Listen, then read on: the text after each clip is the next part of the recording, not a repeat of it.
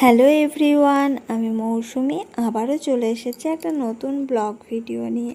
তা আশা করি তোমরা সকলেই খুব ভালো আছো আর সুস্থ আছো। তা আমিও ভালো আছি। তা অনেক দিন ধরে ঘরের মধ্যেই আছি, কোথাও যাওয়া হয় না। ঘরে ঘরবন্দি হয়ে থাকতে আর ভালো লাগে না। কোথাও যে যাব তার তো উপায় নেই, বৃষ্টি লেগেই আছে, হতেই আছে বৃষ্টি। এই যে দেখো, বৃষ্টিতে আমাদের গলির রাস্তাটাতে জল জমে আছে, তাই হাঁটি হাঁটি করে যাচ্ছিলাম বৃষ্টির মধ্যে। আর ওদিকে তোমাদের দাদা ভাই বাইকটা স্কুটিটা যে বাড়ির ভেতর থেকে নিয়ে আসছে, একসাথে চলে যাব। বাবুকে বললাম অনেকবার যাওয়ার কথা, ও কিছুতেই গেল না। ও বাড়িতে নাকি খেলা করবে। আজকে যেহেতু বিকেলবেলাতে যাচ্ছি, যদি সন্ধ্যায় যেতাম তাহলেও যেত। তা ও বাড়িতে থাকলো, যেহেতু আসলো না, তাই আমরাই বেরিয়ে পড়েছি যাওয়ার জন্য। তা রাস্তার ভেতরে এসে ভাবলাম যে অনেক দিন জুম্রদহ মায়ের মন্দিরে যাওয়া হয় না, তা যাবে নাকি?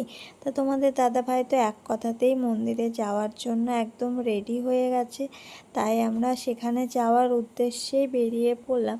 সেখানে গিয়ে দেখছি মন্দিরের পেছনে নতুন মন্দির হবে, তারই কাজ চলছে। এই যে বিম তুলতে শুরু হয়ে গেছে, মনে হয় তাড়াতাড়ি হয়ে যাবে।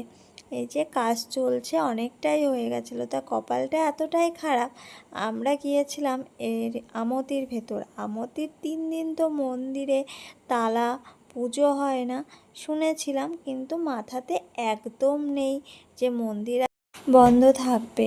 আসলাম মন্দিরে, ঠাকুর দর্শন হলো না। ওই গেটের ফাঁক থেকে দূর থেকে একটু ঠাকুর প্রণাম করলাম, মন্দিরের চারিগোলটা একটু ঘোরাঘুরি করলাম। যেহেতু এসেছি বাইরে থেকেই প্রণাম করে নিয়ে এখন আবার চলে যাব বাড়ির দিকে।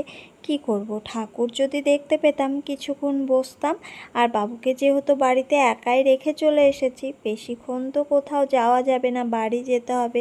সন্ধ্যা লাগার আগে আগেই পৌঁছাতে হবে, না হলে তো ছেলে আমার রাগ হয়ে যাবে, তখন আবার ওর রাগ ভাঙাতেই আমার দিন কেটে যাবে।